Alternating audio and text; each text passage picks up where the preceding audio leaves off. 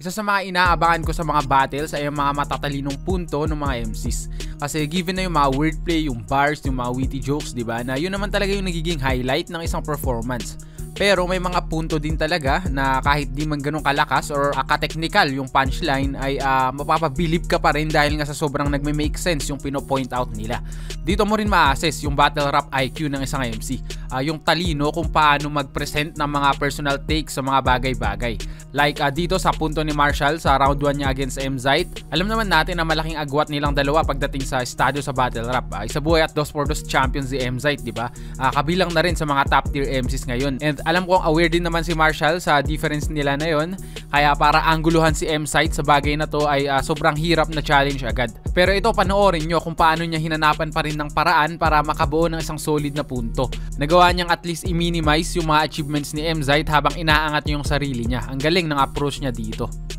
500k TF na Apex, tapos hindi siya naghanda, men. Buong lakas mo siyang hinarap, tapos kanya wala pang half M. Top tier ka na nun, unang upload pag abuso ni K-Ram. Top tier ka na, chong, mas usapan yung pagsugod ni Lipcram.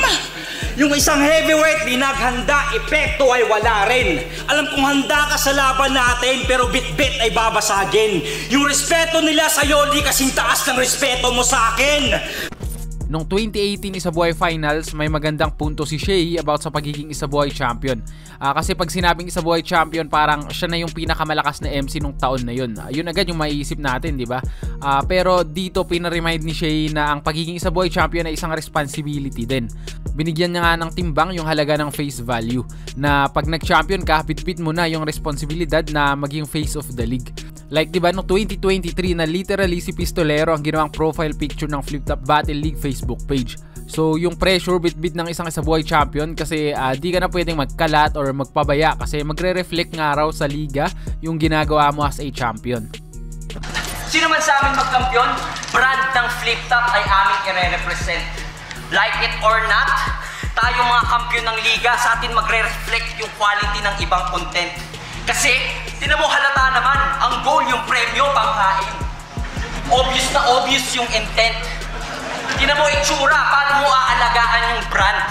You can even take care of yourself. Isa din sa mga gusto kong natatackle sa battles ay yung emphasis sa creativity. Ito yung laging pinaglalaban ni Balakid dati, di ba? Na ngayon si GL naman yung parang gumaganap sa role ni Balakid noon. Parang halos every battle ni GL nagbibigay siya ng take about nga dito, pero yung paraan niya ay through analogy naman. At bilang isang fan ay ma-amaze ka din talaga sa witty analogies niya. Pero maliban sa kanya, recently ay may mga ilang MCs din ang nagbibigay DN dito sa creativity. Alam nyo ba, sa mga artists dyan, alam nyo ba feeling na nagbibuild ka ng concept from scratch? Yung paint at yung brush, yung sweat at yung dust, yung thrill at yung rush. Habang si JD nasa gilid, ano ba pwede ma-adjust? Diba? Kaya nga, mockery, parody, rebuttals ang yung nasa dibdib. Kasi alam mong sa yung original ideas wala kang bilib. Yan, basta may angle, kahit primitive, binabaybay. Pag di magawa yung nagagawa, yung artistry, pinapatay. Kung creative kayong artist, yung walang branding sa artistry, nilalatag niyong logic, yung argument, puro fallacy, puro entertainment, kaya may impairment sa cognitive ability, mga ginagawang literal, yung abstract reality. Ang meta ay pinabangong termino para sa salitang uso. At ang life cycle ng mga uso, hindi lumalagpas ng kalahating taon. Yung mga dating inakala nating mga style pambaon, pagdating sa big stage, ginagawang patapon. At alam kong alam nyo na ang daming ganun.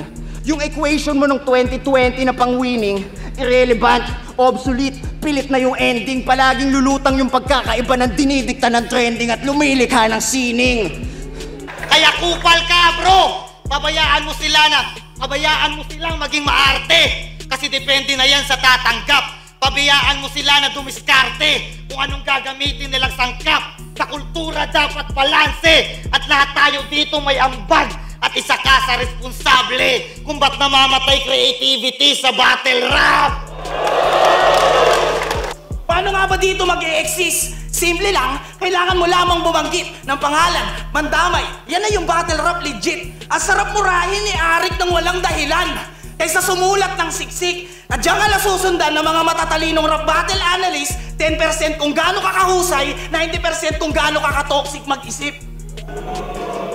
At ganun niya lang yung kadali na adapt. Isa na namang perpektong halimbawa na hindi nabasihan yung abilidad sa pagsusulat. Kaya forgive me, Father, for I have sinned. Habang sila ay nag-aaway, kung yung TF ay sapat, kami naman ay lirisismo ang nais iangat. Cause this ain't... Yeah! Yo! Cause this ain't our day job. We don't do this for a living. Kaya't kung di para sa pera, gawin mo para sa sining. Ito, balik tayo kay Marshall Bonifacio kasi para sa akin siya yung isa sa pinakamahusay gumamit ng reasoning sa flip top. Napakagaling niya sa pag-exploit at paghahanap ng loopholes kahit sa mga gamit ng angulo. Kung gusto niyo makarinig ng isang maganda at matalinong punto, manood lang kayo ng kahit anong battle ni Marshall. Yun yung ginagawa niya sa pagbe-breakdown. Yun yung mga moments na ma-appreciate at makikita mo din talaga yung beauty ng battle rap. Kung gaano kalawak ang pwede mong sabihin at gawin sa art form na to. Isa lang di mo sang-ayunan sa kanya, batik kadiri ang moves. Ipipinta ka bilang kalaban sa pag-nitpick ng truth. Views ang basihan ng walang alam kung yung MC approved. Eto naman, uhusgahan ka sa political views. Kita ko ang style ng tahe sa bawat likha mo. Pag wala ka ng masulat, politics ang pandagdag na retaso. Ikaw yung nasa tama pero di nag-hit. Kaya parang ginago. Puro ka talking points, wala na sa phone to yung pagsasalita mo. Kasi lagi mong sinasabi, di ba? Lahat ng elemento ng battle rap kaya mo nadalhin. Pero sa isang bagay ka lang naaalala sa lahat ng kayang gawin. Kami iyong tapatin. Anong masakit tanggapin? Yung hindi namin kaya ang flow mo o dyan ka lang magaling. Sasabihin pa rin. Yung past, present, future ni Jonah, pandurog ang lupet Brad. Dave Chappelle, una ang punchline at nahuhuli ang setup. Nung siya na yung nanggaya sa hindi na trouble. Pag kayo ginaya nito, puta, it's an honor. Nagsiset ka na ng standards. Wala nang hihigit sa'yo, tol. Na sobrang lupet yung standards na siniset mo, double. Ito, all-time classic muna tayo kasi kung pansin nyo, halos mga bago yung kinuha ko dito. And yes, intentional yan para mas maging fresh lang yung video na to. Pero sa mga lumang battles ay madami din ganito, like yung pinunto nga ni Balakid sa laban niya kay Shernan about sa paggamit ng personals or chismis nga daw sa mga battles. Ayun, classic nga to kasi sobrang nag-age well talaga siya. Diba nung pandemic battles, naging extreme din talaga yung personals. As in, naglalabasan na ng screenshots, diba? Kaya every time na may gantong moments ay naaalala ko tong linya ni Balakid. Paano mo nabisto ang pangangaliwa kay Fonger? Paano mo nakilala lahat ng kalandian ni Rapido? Talagang halukay, talambuhay para sa simpleng gitgitan? Yan na ba ang punto ng battle rap ngayon? Chismisan? Nandadamay ka na ng ibang tao, pinapangalanan mo pa. Mas makata ka na ba pag may nagtatampo na? At ito, panoorin pa natin yung mga ibang nagustuhan kong punto mula sa mga MCs. At kung natripan nyo tong content, mag-comment din kayo ng mga paborito nyong punto para dagdag natin sa part 2. Base sa survey ng mga unggoy, ako daw ang pinakamahinang kampiyon. Mayabang, walang modo, yan sa akin pinipilit nyo. Samantalang nagpakita lang ako ng puso pero iba na sa isip nyo. Pinangatawanan ko, isa buhay. May kasalanan pa ba ako? Kung ako lang yung nagpatunay na kahit sino pwedeng manalo. Ha? Ibang MC noon, tinulungan ko sa depresyon. Di na para matakil. At dahil sa flip top, naging tropa ko sila. Sana gets mo yan, brother. Ikaw pag may ayaw ka sa rapper, naghihintay ka pa ng battle. Ito lang problema, nire-resolba, hindi inaanggel. Tsansa! Mong makahigit, sige ipilit mo ungas, asa! Yan yung mga letrang inumit mo nung pinaliktad mo yung Tomas. Ang tumatak sa'yo yung estilo, hindi naman yung sinasabi, kaya paramihan ng ambag, di na para pang atake. Umaaraw, gumagabi, oo, lahat bumabalanse yung mga binabaliktad mo kusang bumabalik sa dati. Lakas mambuli, pero pag di kaya, nasa korte na at may attorney pa. Diba sabi ko bulag, you could not see? Pinakita ko yung formula na ma-witness tong hipokrita ay naging mata pobre na. May bakit, kotse ka? Wow, big man on campus. Pero nang mamaliit ka ng mga underachievers para i-boost yung social status. Rick, solid yung investments sa business pero bad news. Nawawala ng morals yung nag-depreciate yung values. Pare-parehas lang kayo. Mga sak, maestro, bootleg. Batas at si Dopey. Yung Tagalitex at si Flo G. Si Poison 13 at si Looney. Hindi pa ba obvious yung ideyang nais kong ilapag? Nananakaw ang style Plaridel pero hindi ang swag. Gago. Hawak mo lang yung lesson plan, di mo alam yung ginagawa mo.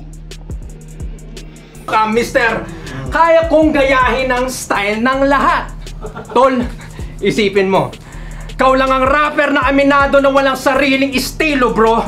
Niyabang mo sa liga yung tangin weakness mo. Imbis na benta mo sarili mo, binenta mo sarili mo. Kaya lahat ng label mo sa sarili, hindi dalisay kasi pangtapan lang naman yan sa mga emosyonal mo na pilay, mister. Kaya kong lahat. Hindi yan matibay kasi yung confident tahimik pero yung insecure maingay.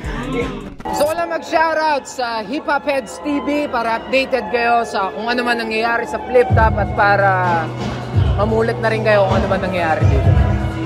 Yo, MSEC nga pala, shoutout sa Hip Hop Heads TV. Yan, patuloy lang sa paggawa ng mga matatalinong content mga tol at yun, congrats at more power pa sa inyo lahat.